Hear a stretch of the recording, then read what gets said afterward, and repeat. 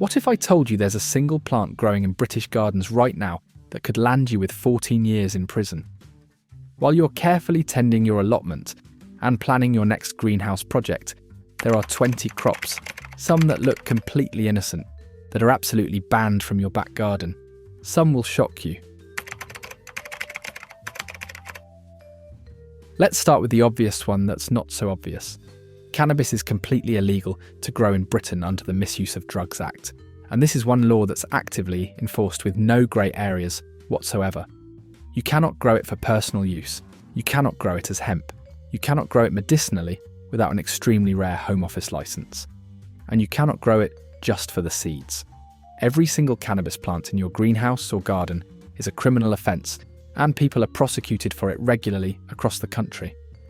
The confusion comes from the fact that CBD products are legal, industrial hemp is grown commercially under licence, and medicinal cannabis is available by prescription, but none of that means you can grow your own. Police use helicopters with thermal imaging to detect cannabis grows, and they investigate tips from neighbours who spot distinctive plants or smell them flowering. What you might consider a couple of plants for personal use, the law treats as cultivation of a Class B drug, with penalties including unlimited fines and up to 14 years in prison for commercial cultivation. If you're thinking about growing cannabis at home, don't. It's one of the most reliably prosecuted gardening offences in Britain. This is the plant that strikes fear into the hearts of homeowners and mortgage lenders across Britain. Japanese knotweed isn't illegal to have on your property, but it is illegal to plant it or cause it to grow in the wild under the Wildlife and Countryside Act 1981. This innocent-looking plant is capable of growing through concrete, tarmac, and building foundations like they're made of paper. If you've got it on your property, you're legally obligated to prevent it from spreading beyond your boundaries, and if it spreads to neighbouring properties, you can be sued for thousands of pounds in damages. What people don't realise is that you must take active steps to control knotweed and prevent its spread, and disposing of it incorrectly can land you with fines up to £5,000 or even criminal prosecution. The presence of knotweed can devalue your property by tens of thousands of pounds and make it unmortgageable. People have been successfully sued for allowing knotweed to spread from their land, and if you've got it, you need a proper treatment plan from specialists. DIY removal often makes it worse and can cost you more than your house is worth. Those towering plants with massive white umbrella-like flowers might look spectacular along British riverbanks, but giant hogweed is genuinely dangerous to human health. It's illegal to plant or cause to grow in the wild under Schedule 9 of the Wildlife and Countryside Act 1981, and the sap contains toxic chemicals that cause severe burns and blistering when exposed to sunlight. Children have been hospitalised after brushing against giant hogweed during countryside walks, and the burns can leave permanent scars that last for years. The difference between this and common hogweed is critical. Giant hogweed can grow up to 5 metres tall, with distinctive purple blotches on its stems. While it's not illegal to have giant hogweed on your land, you must not allow it to spread beyond your property, and it's classified as controlled waste under the Environmental Protection Act 1990. If you find giant hogweed on your property, you need specialist contractors to remove it safely. Attempting DIY removal can put you in hospital. If you're unsure what you're looking at, get expert identification before attempting removal, because getting it wrong can result in serious injury and legal liability. The coca plant, the source of cocaine, looks unremarkable enough to pass for any tropical houseplant, but it's absolutely prohibited in Britain under the Misuse of Drugs Act 1971. You cannot legally possess coca seeds, grow coca plants, or even own one as a houseplant, regardless of your intentions. Some exotic plant collectors have tried to argue they're growing them as botanical curiosities, but the law doesn't care about your horticultural interests when it comes to coca plants. What makes this particularly relevant now is that online seed suppliers, often based abroad, will happily ship coca seeds to British addresses without mentioning that you'll be committing a serious offence by germinating them. The plant itself isn't even particularly attractive or useful for anything other than cocaine production, but the forbidden nature of it makes some collectors desperate to own one. Getting caught with a coca plant isn't like getting caught with ornamental poppies. This is serious Class A drug cultivation that could result in prosecution and imprisonment. So don't let curiosity get the better of you. Here's where British law gets weird. Magic mushrooms containing psilocybin grow wild in fields and pastures across the country. You've probably walked past them countless times during countryside walks. But any deliberate action to cultivate them crosses into illegal territory under the Misuse of Drugs Act 1971. Interestingly, magic mushroom spores are legal to buy and possess because they don't contain psilocybin. But the moment you germinate those spores and grow mushrooms, you're committing a criminal offence. The weird legal situation is that psilocybin mushrooms are part of Britain's natural mycological flora, growing wild in sheep pastures, and there's nothing illegal about them appearing naturally. But creating a mushroom bed, inoculating substrate with spores, or taking any deliberate steps to cultivate them is illegal. People have been prosecuted for growing magic mushrooms, even in small quantities for personal use. The maximum penalty is life imprisonment for cultivation, with intent to supply. If you're enjoying this and don't want to accidentally break the law in your own garden, smash that subscribe button. We're covering traditional British gardening the proper way, and you'll want to catch every video. Right then, moving on.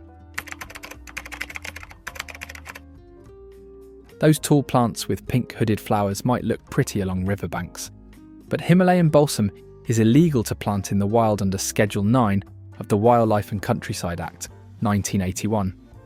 This is another plant that seemed harmless when it was first introduced, but has become an invasive nightmare across British waterways. Each plant produces up to 800 seeds that explode outward when touched, hence the common name, policeman's helmet. And they spread like wildfire once they're established in an area. You can technically grow Himalayan balsam in your garden where it absolutely cannot escape, but moving it to the wild or allowing it to spread beyond your property boundaries is an offence. The problem is that the explosive seed dispersal makes control almost impossible once established, and it's taken over waterways across Britain.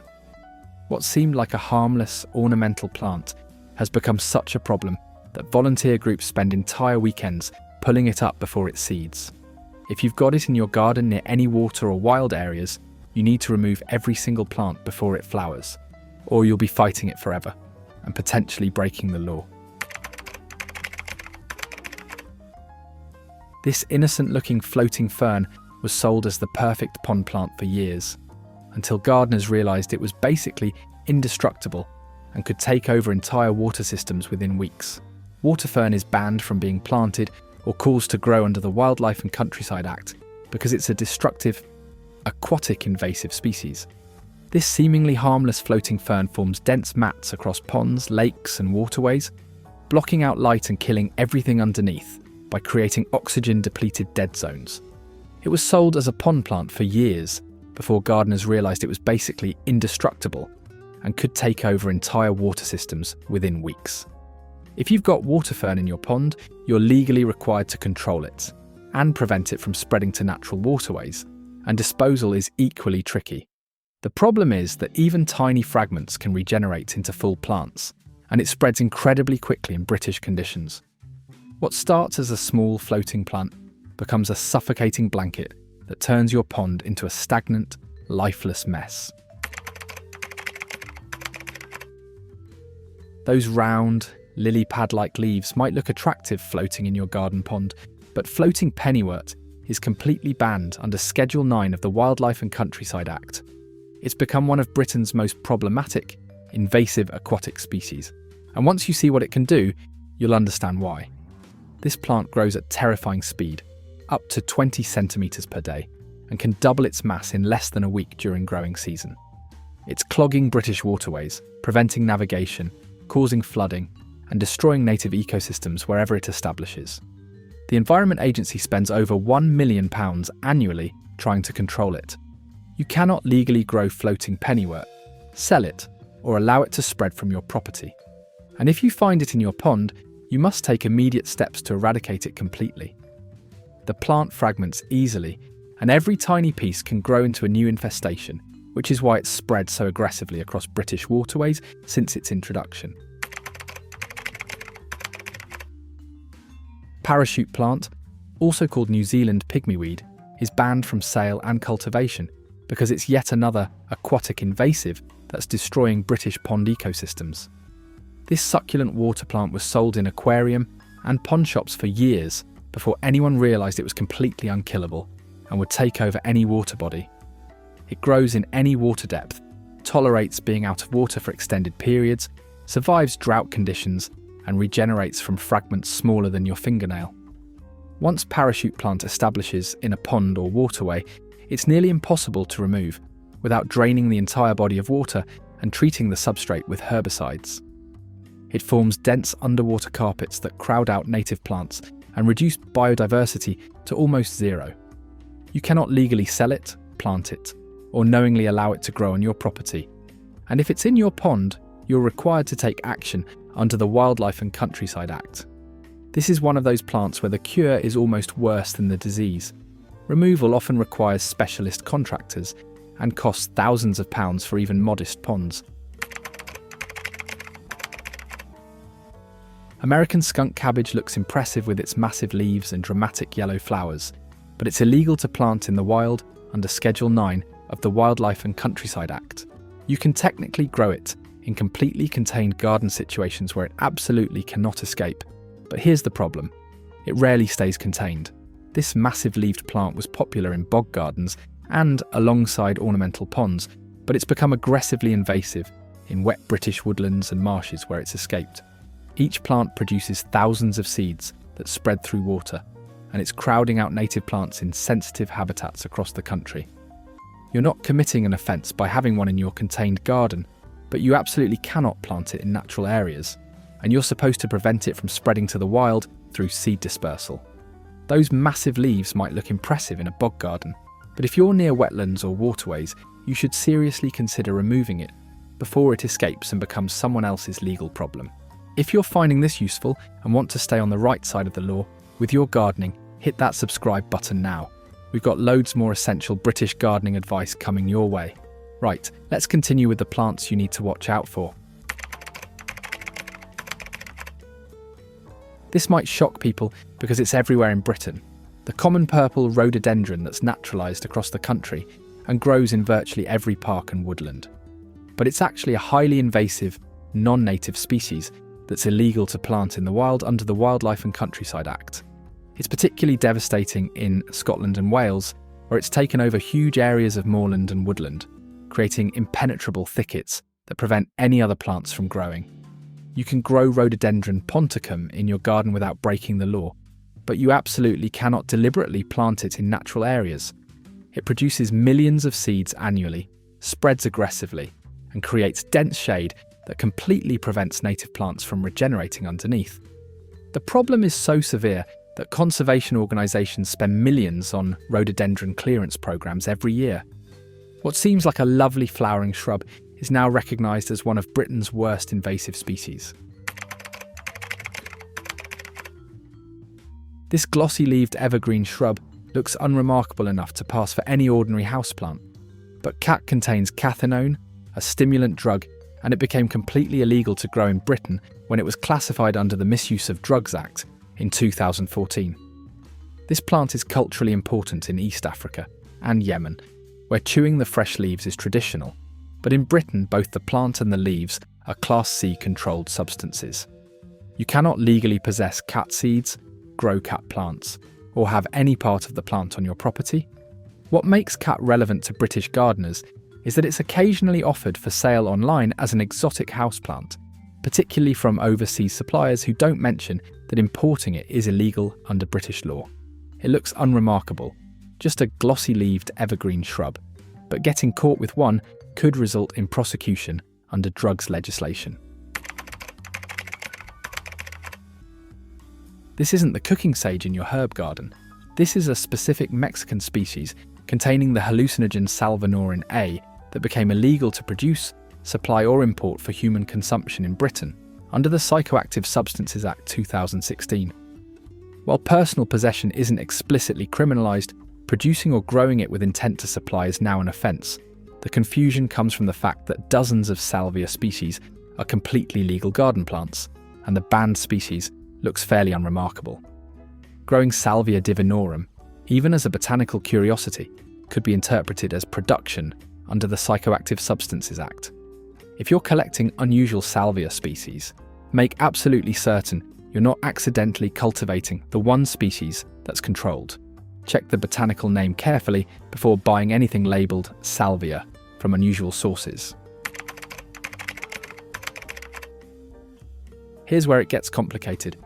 Growing opium poppies for ornamental purposes is actually legal in Britain, but processing them or extracting opium from the plants is absolutely illegal under the Misuse of Drugs Act 1971. Those stunning purple, pink and white blooms that look magnificent in cottage gardens contain morphine and codeine, but thousands of British gardeners grow them innocently without ever processing them for drugs.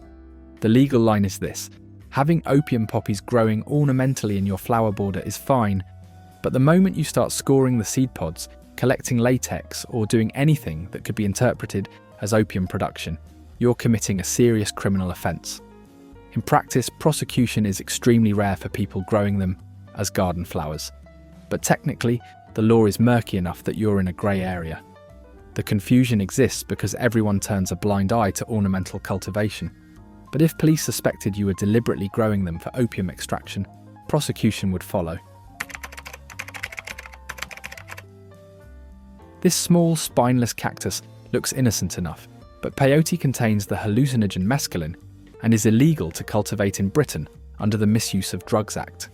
Even though many other ornamental cacti are perfectly legal to grow, this one is treated as a Class A controlled substance.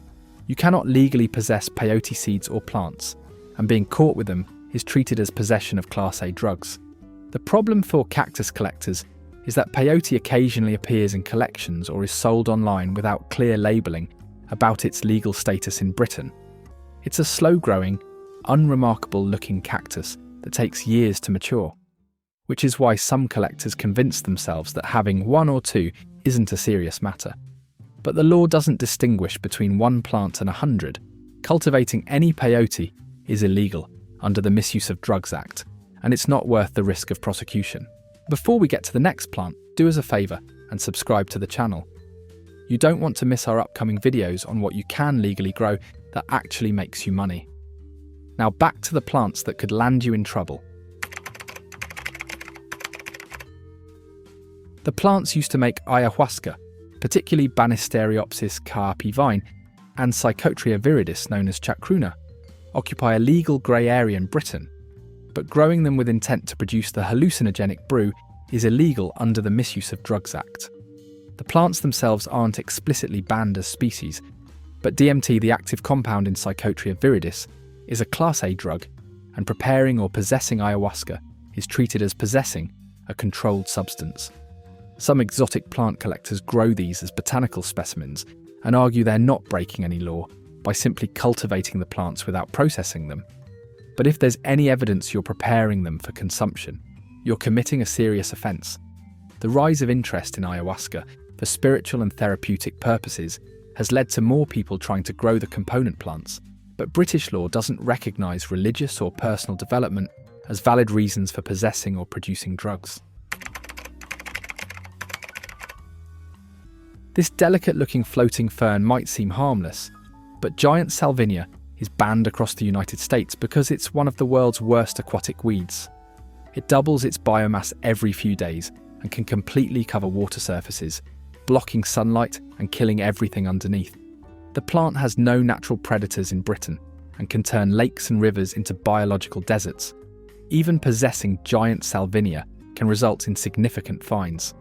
It's occasionally sold online for aquariums despite being banned, often by overseas suppliers who don't mention UK legal restrictions. If you're buying aquatic plants online, always verify they're legal in Britain before introducing them to your pond. This is one of those plants that looks innocent, but can destroy entire aquatic ecosystems within weeks of establishment.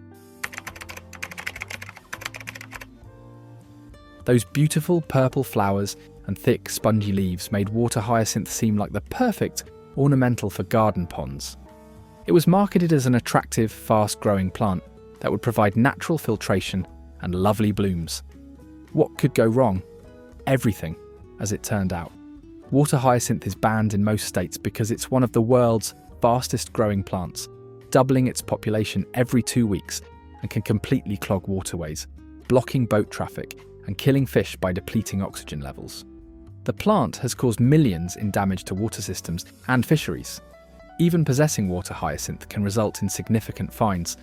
It was sold for ornamental ponds until its destructive nature became apparent, but now it's considered one of the world's most dangerous aquatic invasive species. Those ornamental tobacco plants with their fragrant evening flowers are perfectly legal to grow in British gardens. But here's the catch that most gardeners don't know. If you process any part of the plant for smoking, you become liable for tobacco products duty under HMRC regulations. Since 1992, individuals growing tobacco for personal consumption are required to register with HMRC, account for duty, and it's highly unlikely that home premises would meet the registration requirements for tobacco manufacture. The law is deliberately restrictive because tobacco duty is one of the government's biggest revenue sources. You won't be prosecuted for a few ornamental nicotiana plants in your flower border, but if you're growing substantial amounts and processing them, you risk attracting unwanted attention from HMRC, who might suspect you're avoiding tobacco duty. The legal situation is murky enough that most people simply avoid the issue entirely. This elegant tropical palm looks like it belongs in any conservatory, but the betel nut palm occupies a legal grey area that could trap unwary collectors. The nuts contain arecoline, a psychoactive stimulant, and possessing them for chewing could potentially be prosecuted under the Psychoactive Substances Act 2016. This creates a bizarre legal situation where growing the palm as an ornamental houseplant is technically legal. But if you're harvesting and using the nuts, you could be committing an offence under current legislation. Betel nut chewing is traditional in South and Southeast Asia, but in Britain, the classification of betel nuts as potentially psychoactive means possession and use exist in legal limbo. The law around psychoactive substances is intentionally broad and catches many things that weren't traditionally illegal, and betel nut falls into that grey area where prosecution is possible if authorities decide to pursue it. If you're growing these palms and using the nuts, understand that you could potentially face prosecution depending on how authorities interpret current legislation. From cannabis to Japanese knotweed, from giant hogweed to magic mushrooms, these are the plants British law says you cannot grow or must strictly control. The penalties are real, the enforcement is active, and some of these offences carry serious prison time. If this opened your eyes to what's legal and what's not in your garden, subscribe and check out the next video on screen